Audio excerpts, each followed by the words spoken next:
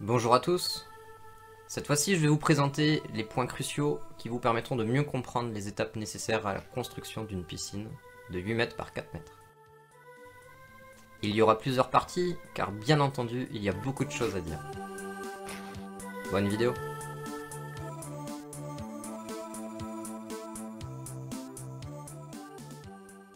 Pour vous plonger dans le projet, il faut bien comprendre que nous sommes dans une situation bien particulière. Je travaille pour des amis. Ici c'est pour Jennifer et Gaëtan. Gaëtan étant lui-même artisan menuisier. Faire une piscine n'est vraiment pas difficile, mais je vais passer beaucoup de temps à expliquer à Gaëtan comment m'assister au mieux dans cette réalisation, en partant du principe qu'il est maçon débutant.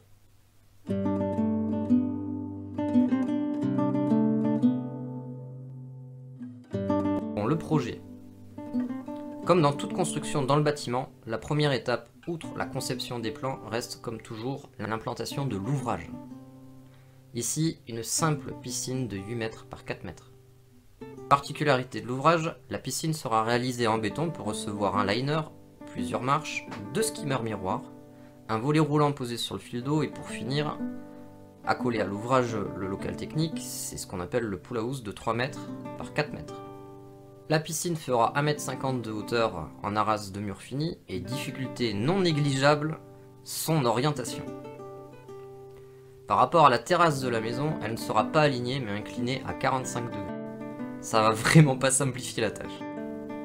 Par-dessus cette arras en béton, il y aura une pose de parquet en bois exotique de 2 cm d'épaisseur qui devrait être parfaitement de niveau avec la terrasse de la maison existante. Elle-même sera carrelée par la suite.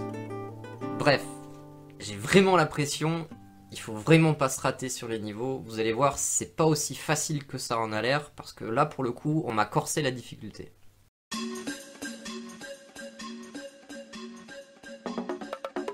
Étape 1, l'implantation. C'est de loin l'étape la plus difficile, croyez-moi. Il faut vraiment prendre son temps et soigner l'installation des chaises de chantier, c'est-à-dire les piquets en bois qui permettent de régler nos cordeaux d'implantation. Comme vous avez pu le découvrir ici en vidéo, je démarre toujours par réaliser des points d'alignement avec les structures existantes. Cela me permet de définir un alignement de référence. Ici, je m'aligne au mur de la maison.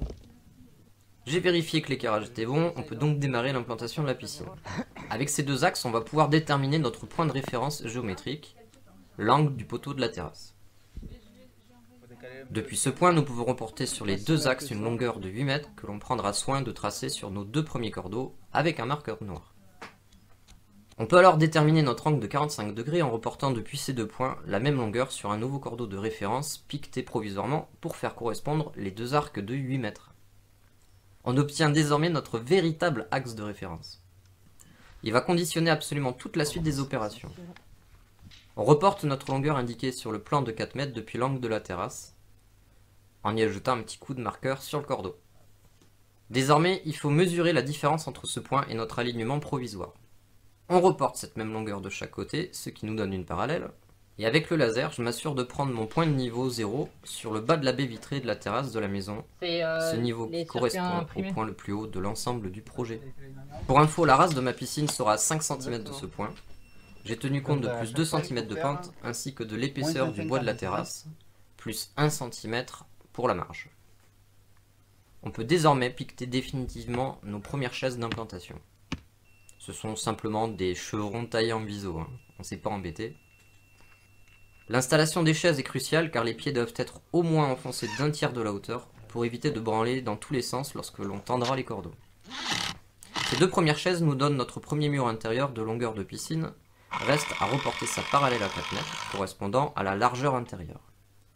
On piquette. On installe les chaises 3 et 4. On peut vérifier que notre éclairage est bon en utilisant Pythagore.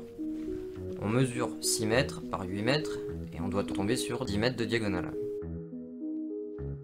Je vous ai déjà expliqué cette méthode dans plein de vidéos. Bon allez, vous avez compris, le plus dur est fait. Ce sera exactement la même chose sur les chaises 5, 6, 7 et 8. On reste méthodique, la précision est très importante. La planche est vissée sur les piquets de niveau, selon le point 00 indiqué par notre laser. Cela peut vous sembler surprenant, mais si vous voulez travailler avec précision, il est crucial, pour prise de mesure avec le décamètre, que ces planches soient de niveau, sinon vous perdrez rapidement quelques centimètres de précision. On vérifie une dernière fois que nos diagonales sont égales, et les 8 chaises sont en place. Ce tracé représente évidemment la cote intérieure de la piscine, il faut soustraire les 20 cm de bâtisse, plus 5 cm à peu près de marge pour le béton de radier. Et du coup, je vous conseille quand même de bien garder à peu près une bonne marge de 40 cm pour pouvoir circuler derrière la bâtisse pour éventuellement les branchements, éviter que de la terre ne s'éboule. Voilà, ça ce sont mes conseils. Donc on trace environ 60 cm en retrait de ces cordeaux, les axes sont faits à la bombe de traçage pour que le terrassier puisse intervenir.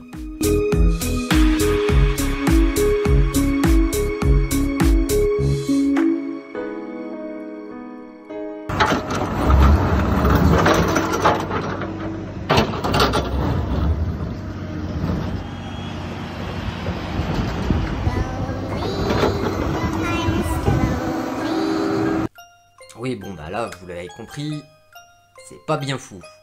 Pour vous dire la vérité, évidemment que j'avais demandé à Gaëtan de vous filmer ces étapes-là. Il va falloir lui en excuser. On a que ça sous le bras. Il y a pensé, au moins vous avez une vague idée de ce qu'ils ont utilisé. C'était pas fait avec un terrassier pro, c'est des voisins, donc déjà, remettez-vous dans le contexte.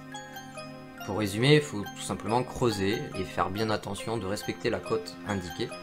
Donc j'avais prêté mon laser à Gaëtan et je lui avais bien demandé de tout simplement préserver la cote de référence, c'est-à-dire mon niveau 0.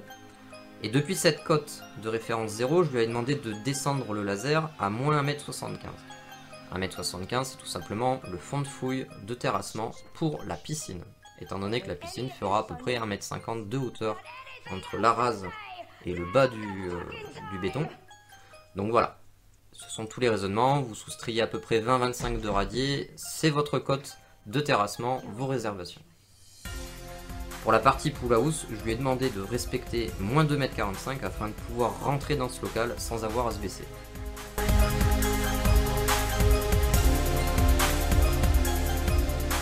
Étape 3, le ferraillage. Et bien écoutez, la vidéo va se terminer sur cette étape. Merci de suivre les liens en description. Vous y trouverez également la liste détaillée du matériel que j'ai utilisé pour la réalisation de la piscine. Si vous souhaitez vraiment m'aider dans mes démarches, je vous invite à liker la vidéo si elle vous a plu. C'est ce qui m'aidera le plus finalement, pour m'aider à continuer dans ces démarches sur les réseaux. Et si cette vidéo vous a plu, n'hésitez pas à partager vos impressions, vos questions sur le sujet ou sur la suite de vidéos sur cette construction de piscine. Pour ceux qui ne le savent pas, j'ai également une page Instagram sur laquelle je suis extrêmement présent. Je publie beaucoup plus sur Instagram, ça me demande quasiment aucun travail de montage. Donc si vous voulez suivre en temps réel, semaine par semaine exactement ce que le maçon y fait, je vous invite à suivre également le lien en description pour vous abonner éventuellement à ma page Instagram. Vous verrez, c'est vraiment très intéressant. Moi personnellement, c'est ce que je préfère actuellement. Je suis à fond sur Insta. La vidéo est terminée, moi je vous dis à du chat.